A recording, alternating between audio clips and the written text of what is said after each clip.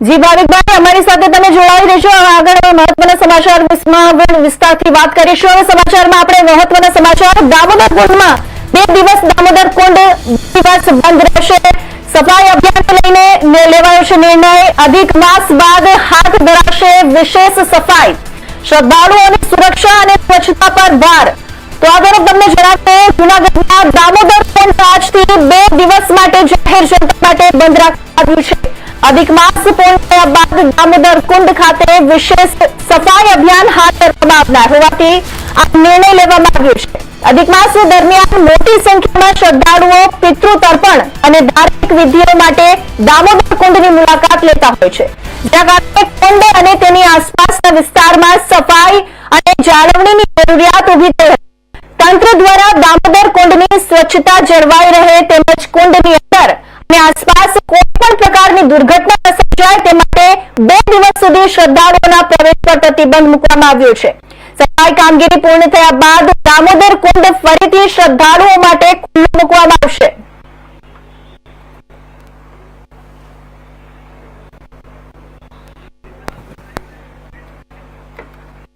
તો આ તરફ જૂનાગઢના પવિત્ર દામોદર કુંડને આજથી 2 દિવસ માટે શ્રદ્ધાળુઓ માટે બંધ રાખવામાં આવ્યું છે. અધિક માસ પૂર્ણ થયા બાદ કુંડ ખાતે વિશેષ સફાઈ અભિયાન હાથ ધરવામાં આવનાર હોવાથી તંત્ર દ્વારા આ મહત્વપૂર્ણ નિર્ણય લેવામાં આવ્યો છે. અધિક માસ દરમિયાન મોટી સંખ્યામાં ભાવિકોએ અહીં પિતૃ તર્પણ અને ધાર્મિક વિધિઓ કરી હતી. જેના કારણે હવે સ્વચ્છતા અને સુરક્ષાને ધ્યાનમાં રાખીને કુંડને અસ્થાયી રૂપે બંધ કરાયું છે.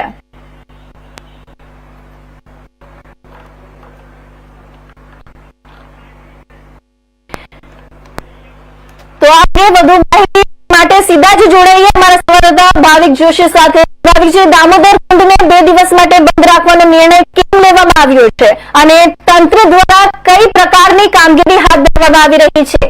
જી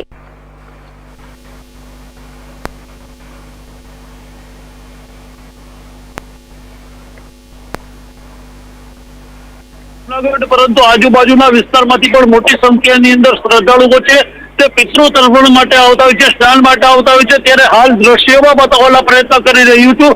જેસીબી અને ટ્રેક્ટર દ્વારા જે છે તે દામોદર કુંડ ખાલી કરી અને તેની અંદર રહેલા કચરો જે છે તે કાદવ કીચડને વડે સાફ કરવામાં આવી રહી છે. 2 દિવસ માટે છે તે અહીંયા અધિકારીઓ અને તીર્થંકર સમિતિના પ્રમુખ સહિતના લોકો છે તે ચર્ચાઓ સાથે દામોદર કુંડ સાફ કરાવવાની કામગીરી છે તે હાથ ધરી રહ્યા છે. જે રીતે વાત કરવામાં આવે છે, જૂનાગઢ જિલ્લા કલેક્ટરના માર્ગદર્શન હેઠળ મહાનગરપાલિકા તંત્ર દ્વારા દર મહિનાની હવે ચોક્કસ તારીખ નક્કી કરવામાં આવી છે. એ 2 દિવસ દરમિયાન દામોદર કુંડ છે તે સ્વચ્છ કરવામાં આવશે અને દર મહિને 2 દિવસ માટે શ્રદ્ધાળુઓ માટે આ છે તે દામોદર કુંડ બંધ રાખવાની પણ જાહેરાત કરવામાં આવી છે. જી ભાવિકજી, અધિક માસ દરમિયાન અંદાજે કેટલા શ્રદ્ધાળુઓએ દામોદર કુંડની મુલાકાત લીધી હતી અને તેના કારણે કયા પ્રકારની જાળવણીની જરૂરિયાત ઉભી થઈ?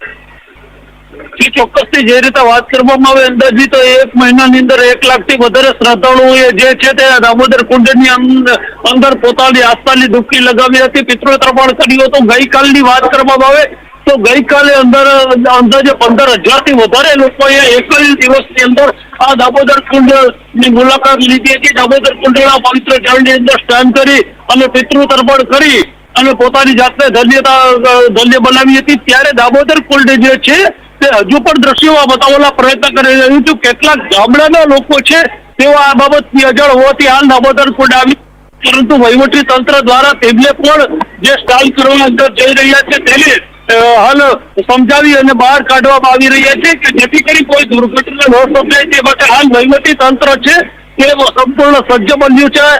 મહાનગરપાલિકાના સેનિટેશન સુપરવાઇઝર દ્વારા જણાવવામાં આવ્યું છે કે મોટી સંખ્યાની અંદર હાલ ટ્રેક્ટર અને જેસીબી સહિતનો સ્ટાફ છે તે 2 દિવસ સંપૂર્ણપણે અહીંયા કાર્યરત રહેશે અને ગુરુવાર બાદ જે છે તે દામોદર કુંડની અંદર પવિત્ર જલ ભરી એટલે ફરી શ્રદ્ધાળુઓ માટે ખુલ્લું મૂકવામાં આવશે. જી,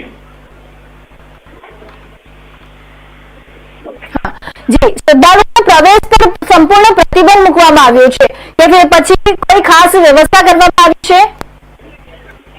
જે ચોક્કસથી શ્રદ્ધાળુઓ માટે જે દામોદર કુંડ છે તે અસ્થિ વિસર્જન ખૂબ મહત્વ હોય ત્યારે હાલ જે કોઈ શ્રદ્ધાળુઓ આવી રહ્યા છે તેને સમજાવટથી અહીંયાના જે તીર્થગોર સહિતના જે સ્થાનિક કાર્યકર્તાઓ છે તેના દ્વારા સમજાવી અને તેઓને પરત મોકલવામાં આવી રહ્યા છે. તેઓને કહેવામાં આવી રહ્યું છે કે આપની સુરક્ષા માટે થઈ અને આ નિર્ણય લેવામાં આવ્યો હોય. આપ 2 દિવસ બાદ અહીંયા આવો, આપના માટે શુદ્ધ અને પવિત્ર જળ ખાતે દામોદર કુંડ ખુલ્લો રહેશે. હાલ વહીવટી તંત્ર, પોલીસ વિભાગ અને મહાનગરપાલિકાના તંત્ર દ્વારા દામોદર કુંડ તીર્થગોર સમિતિ દ્વારા આવી શ્રદ્ધાળુઓ જે કોઈ આવી રહ્યા છે તેને સમજાવી અને તેની આસ્થા જે ધાર્મિક લાગણી છે ન દુભાય તે રીતે લોકોને પરત મોકલવામાં આવી રહ્યા છે.